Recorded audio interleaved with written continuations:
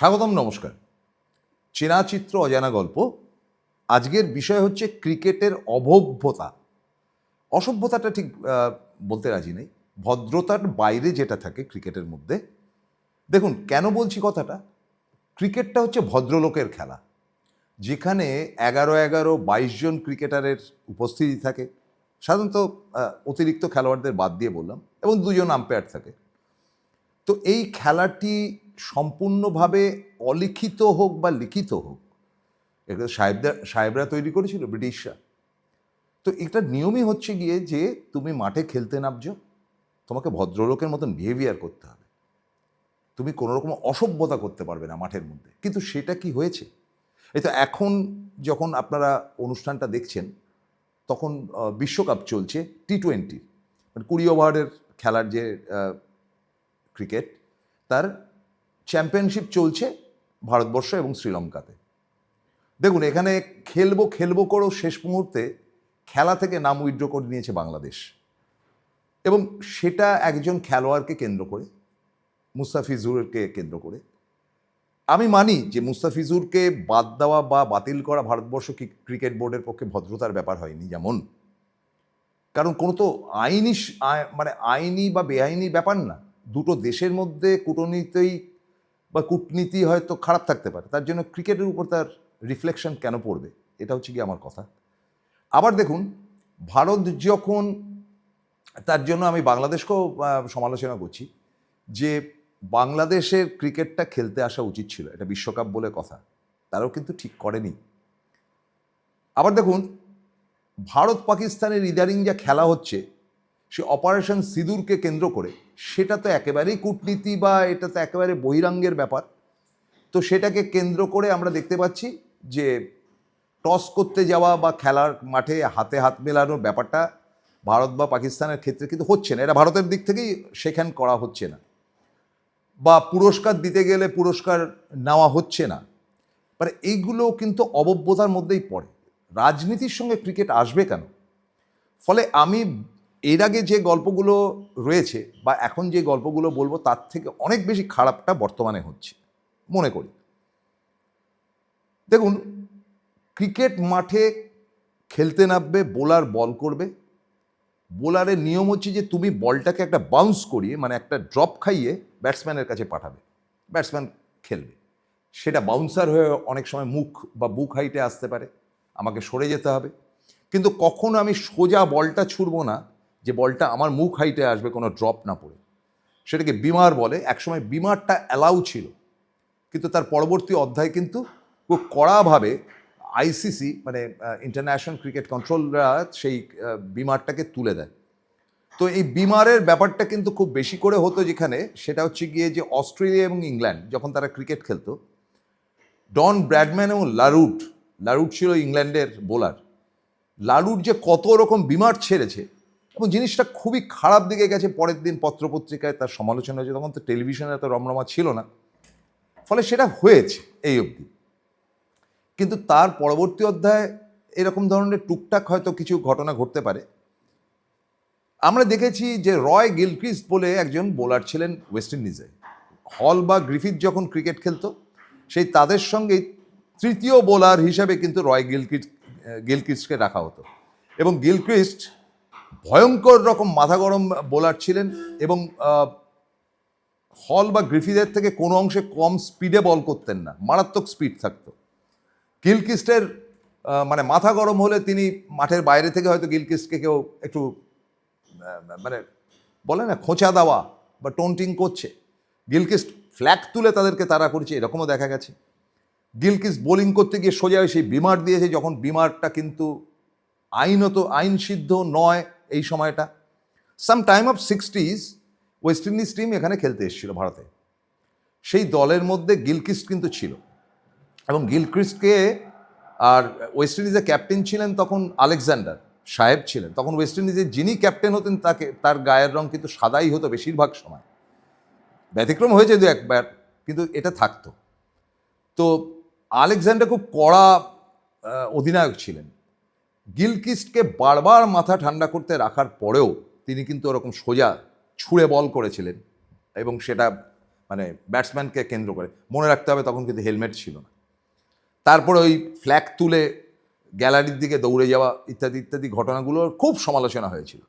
অত্যন্ত বিরক্ত হয়ে তারা যখন পরের সফরে যায় মানে ভারত থেকে, তখন এই গিলক্রিস্টকে কিন্তু ভারতেই ছেড়ে দেওয়া হয় যে তোমাকে আমি নিয়ে যাব না। মানে আলেকজান্ডার এত কড়া ধাতের মানুষ ছিলেন, ওকে এখানে ফেলে দেয়। সেই গিলক্রিস্ট কিন্তু ভারতেরই একটি রঞ্জি টিমে চলে আসে। তখন রঞ্জি টিমে সারা বিদেশের খেলোয়াড়রা খেলতে পারতো, এখন যেমন আইপিএলে খেলতে পারে, রঞ্জি টিমেও কিন্তু তখন খেলতে পারতো। হায়দ্রাবাদ যে টিমটি ছিল তার অধিনায়ক ছিল জয়সীমা।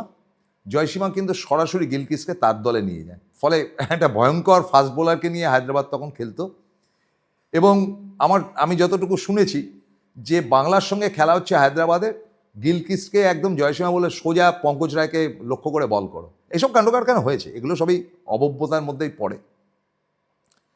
অবব্যতার মধ্যে পড়ে কিন্তু অস্ট্রেলিয়ান ক্রিকেটারদের অসভ্যতা, যেটা সবচাইতে বিতর্ক। খেলার মাঠের মধ্যে অসম্ভব তারা যারা ব্যাট করতে নামছে তাদের সঙ্গে অসভ্যতা, টন্টিং ইত্যাদি করে। পাকিস্তানও কিন্তু পিছিয়ে নেই এই ব্যাপারে। সেটা যাই করুক না কেন, এটা স্লেজিং বলে। স্লেজিং এখন ভারতীয় ক্রিকেটাররা প্রচুর পরিমাণে করে। তো স্লেজিংয়েরও তুলনাহীন স্লেজিং হতে হতে কিছু কিছু সময় বাধাহীন হয়ে পড়ে।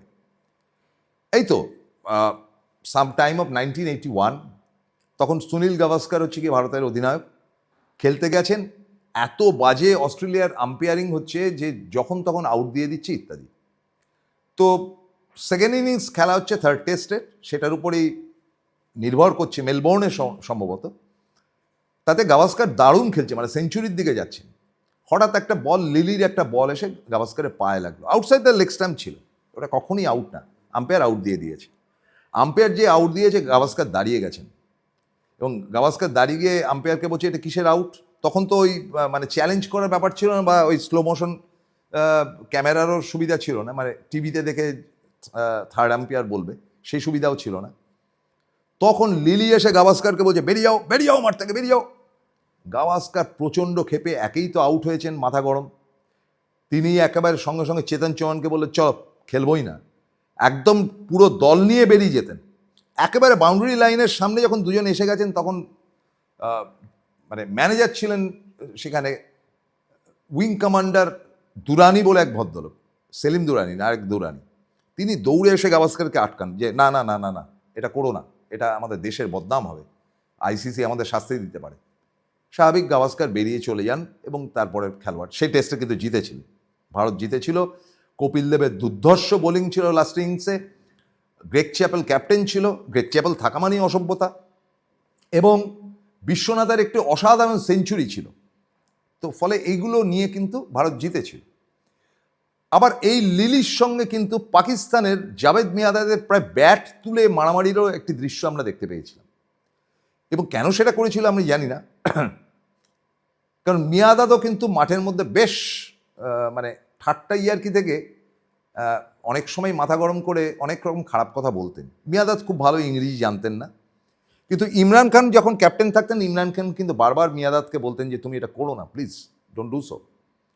তা একবার খুব মজা হয়েছিল, একবার খেলা হচ্ছে, দিলীপ দোষী বল করছেন, মিয়াঁদাদ কিন্তু খুব ভালো সিঙ্গল রান নিতে পারেন, ফ্লিক করে হোক, টুক করে সামনের দিকে ঠেলে হোক, কিন্তু দোষীর একটি বলও তিনি কানেক্ট করতে পারছেন না। প্রত্যেকটা দোষী তার পায়ের সামনে বলটা ফেলছেন, তা পায়ের সামনে ফেলছেন, আর মিয়াঁদাদ কোনো রকমের সেটাকে ব্লক করছেন, বলটা দিয়ে টুকুস করে ব্লক করছেন। ব্লক করেই একটু এগিয়ে এসে দোষীকে বলছেন তেরা লুম নাম্বার কে আহে রে, তেরা লুম নাম্বার। এটা সুনীল গাভাস্কার কাছ থেকে শোনা গল্প। সে দোষী বলছি কি ব্যাপার, এটার মানে কি, তেলা তেলা লুম নাম্বার কে আহে মানে কি। আবার বল হয়েছে, আবার তেলা লুম নাম্বার কে আহে রে।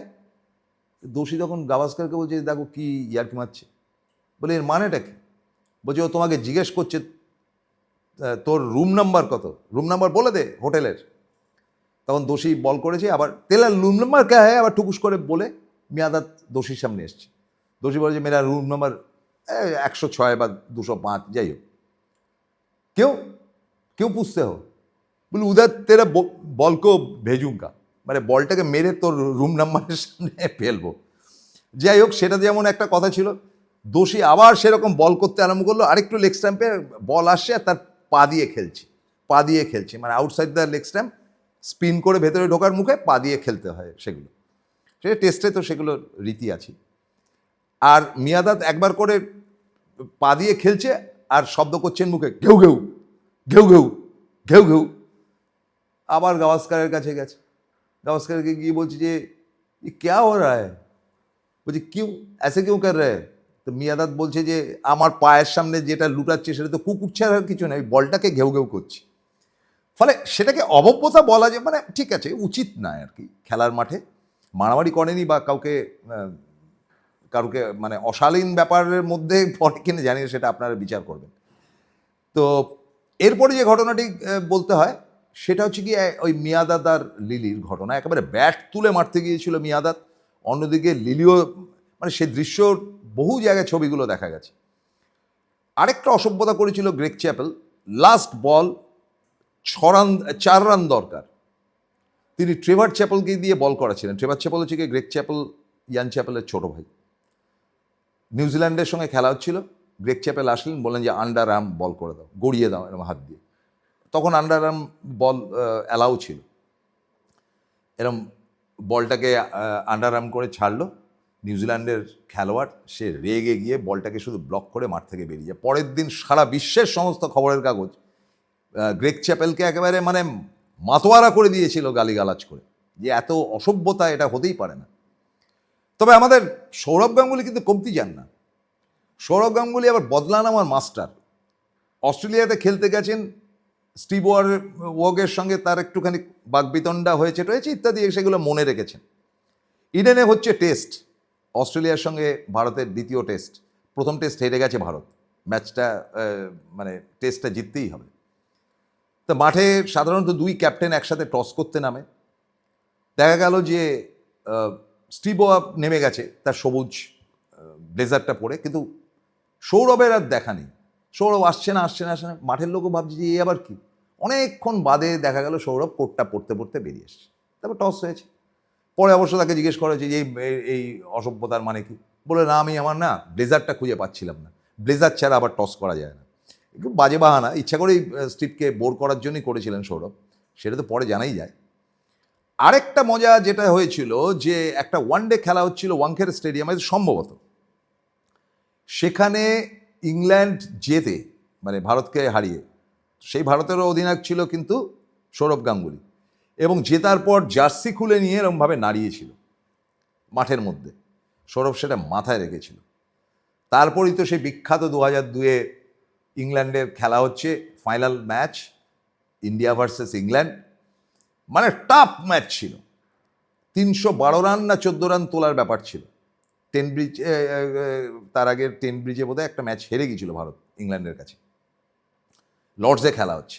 আর লর্ডস কি জানেন, লর্ডস হচ্ছে গিয়ে অত্যন্ত ঐতিহ্যবাহী একটি ক্রিকেট গ্রাউন্ড, যেখানে লর্ডসের যে মেন স্টেডিয়ামের যেই অংশ থেকে খেলোয়াড়রা নামে, তারা সেখানে যে দর্শকরা বসে থাকে তারা লাইফ মেম্বার, তারা ব্রিটেনের একটা টপ বস, তারা সবসময় সুটেড বুটেড হয়ে খুব ওয়েল ড্রেসড হয়ে তারা কিন্তু মাঠে বসেন। আর ক্লাবের ভেতরে একটা ক্লাব হাউসের মতন আছে, সেখানে সমস্ত ক্রিকেটারদের ছবি, ব্যাটের ছবি, পুরোনো দিনের ক্রিকেটের ছবি, মানে অত্যন্ত সম্ভ্রান্তশীল জায়গা। তো সেখানে যেই মুহূর্তে ভারত জিতলো, সৌরভ পুরো জার্সি করে বঁ করে ঘোরাতে আরম্ভ করলো। ফলে সেটাও যে ভদ্রতা হয়েছিল কিনা জানি না, হয়তো অভব্যতা, কিন্তু ক্রিকেটে এই ঘটনাগুলো কিন্তু ঘটেছে যেটা ক্রিকেটের ভদ্রতার বাইরে। এই অবধি, আরও মনে পড়লে পরের এপিসোডে।